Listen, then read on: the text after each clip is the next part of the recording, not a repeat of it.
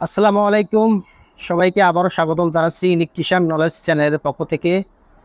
তো সম্মানিত ভিউয়ার্স, আজকে আমি আলোচনা করব এবিসি লাইসেন্স পরীক্ষায় বর্তমান কি ধরনের প্রশ্ন হচ্ছে সে সম্পর্কে একটু আলোচনা করব। তো আমার পরিচিত এক ভাই গতকালকে পরীক্ষা দিয়েছে, অর্থাৎ 7ই আগস্ট 2023 তারিখে পরীক্ষা দিয়েছে। তো তার ভাইবা অভিজ্ঞতাগুলো আমার কাছে শেয়ার করছে, আমি সেগুলো আপনাদের সুবিধার্থে শেয়ার করে দেওয়ার চেষ্টা করতেছি।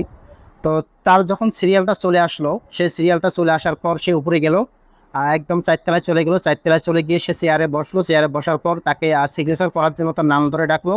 সে সিগনেচার করলো। সিগনেচার করার পর যখন তার ভাইবের সিরিয়াল চলে আসলো, যদিও তার সামনে একটা ম্যাডাম পড়ছিল ভাইবে নেওয়ার জন্য, তো সে দরজায় নক করার পর সে সালাম দিয়ে প্রথমেই প্রবেশ করলো। প্রবেশ করার পর তাকে টেবিলে বসতে বললো। টেবিলে বসার পর সে প্রথমেই দেখলো যে এখানে অনেক কিছু টেবিলে টুলসের নাম আছে এবং অনেকগুলো টুলস ম্যাটেরিয়ালস আছে। সেইগুলো সম্পর্কে তাকে প্রশ্ন করলো। তা সে শুধু আবেদন করছিল বি এবং সি লাইসেন্স পরীক্ষার জন্য। তো মোটামুটি তাকে যে প্রশ্নগুলো করছিল সেই প্রশ্নগুলো আমি এখানে নোট ডাউন করছি। তো এই প্রশ্নগুলো আমি আপনাদের জন্য শেয়ার করতেছি, যারা যারা আপনারা এবিসি লাইসেন্স পরীক্ষা এখন দিচ্ছেন বা সামনে দিবেন, তাদের জন্য অনেক সুবিধা হয়। তো প্রথমেই তাকে প্রশ্নটা করা হয়েছিল যে টেবিলের উপর যে টুলসের নামগুলো ছিল, যে ঠিকানা কী কী টুলস আছে, সে কয়েকটি টুলসের নাম বলছিল। এবং এর বাইরেও তাকে যে প্রশ্নটা করছিল, সে প্রশ্নটি হচ্ছে যে কত এসপি মোটরের ক্ষেত্রে ডোল স্টার্টার কানেকশন করা হয়। সে উত্তরে বলছিল 10 এসপি, অর্থাৎ 10 এসপি মোটরের ক্ষেত্রে ডোল স্টার্টার কানেকশন ব্যবহার করা হয়। তারপর দ্বিতীয় প্রশ্ন করছিল, এখানে টেবিলের উপর দুটো হোল্ডার রাখা ছিল, একটা হচ্ছে পেন্ডেন্ট হোল্ডার এবং একটা হচ্ছে ব্যাটেন হোল্ডার। এই হোল্ডার দুটি কোথায় ব্যবহার করা হয়? সাধারণত পেন্ডেন্ট হোল্ডারটি ঝুলন্ত অবস্থায় ব্যবহার করা হয়, এবং হচ্ছে ব্যাটেন হোল্ডারটি ওয়ালে ব্যবহার করা হয়। তারপরে 3 নম্বর প্রশ্ন তাকে করছিল যে ইনক্যান্ডেসেন্ট বাল্বের ফিলামেন্ট কিসের তৈরি এবং এতে কোন ধরনের তার ব্যবহার করা হয়? তো ইনক্যান্ডেসেন্ট বাল্বের ফিলামেন্ট হচ্ছে টাংস্টেন নামক যে একটা পদার্থ আছে, এই পদার্থ দিয়ে তৈরি। এবং ইনক্যান্ডেসেন্ট বাল্বের ভিতরে যে নাইট্রোজেন গ্যাস ব্যবহার করা হয়। তো তারপরে প্রশ্ন ছিল যে ওয়ারিং কত প্রকার? তো মূলত সে বলছে যে ম্যাডাম, ওয়ারিং হচ্ছে সাধারণত 3 প্রকার। কি কি? অভ্যন্তরীণ ওয়ারিং, অনভ্যন্তরীণ ওয়ারিং, অর্থাৎ অভ্যন্তরীণ, আন্ডারগ্রাউন্ড এবং হচ্ছে ওভারহেড ওয়ারিং। মূলত ওয়ারিং 3 প্রকার। এই 3 প্রকার ওয়ারিংকে কেন্দ্র করে বিভিন্ন প্রকার হাউস ওয়ারিং চলে আসছে, তো সেগুলো সে বলে নাই। তা এরপরে তার কাছে প্রশ্ন ছিল যে ওয়ারিং পরবর্তী টেস্ট সমূহ কয় প্রকার ও কী কী? ওয়ারিং পরবর্তী টেস্ট সমূহ হচ্ছে 4 প্রকার। 1 নম্বর হচ্ছে পোলারিটি টেস্ট, 2 নম্বরে কন্টিনিউটি টেস্ট, 3 নম্বরে শর্ট সার্কিট টেস্ট, 4 নম্বরে insulation resistance test.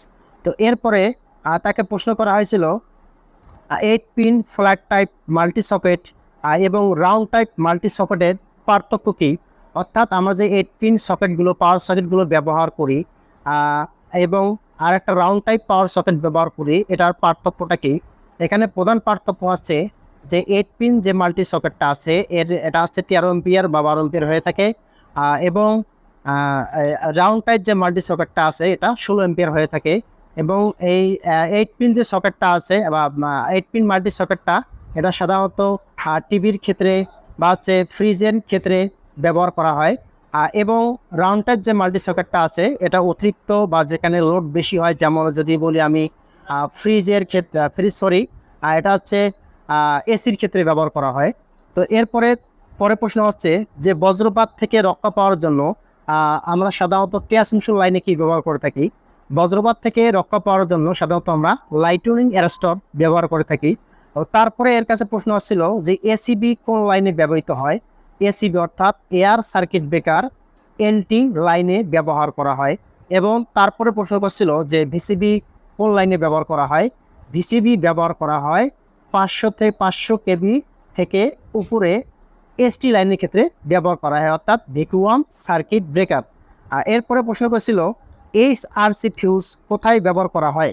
HRC fuse transmission লাইনে বা হচ্ছে পিএফআই প্যানেল বোর্ডে এইচআরসি ফিউজ ব্যবহার করা হয়। এইচআরসি মানে হচ্ছে হাই রাপচারিং ক্যাপাসিটি। তারপরের প্রশ্ন ছিল সিলিং ফ্যান কী ধরনের মোটর? সিলিং ফ্যান একটি ইন্ডাকশন মোটর।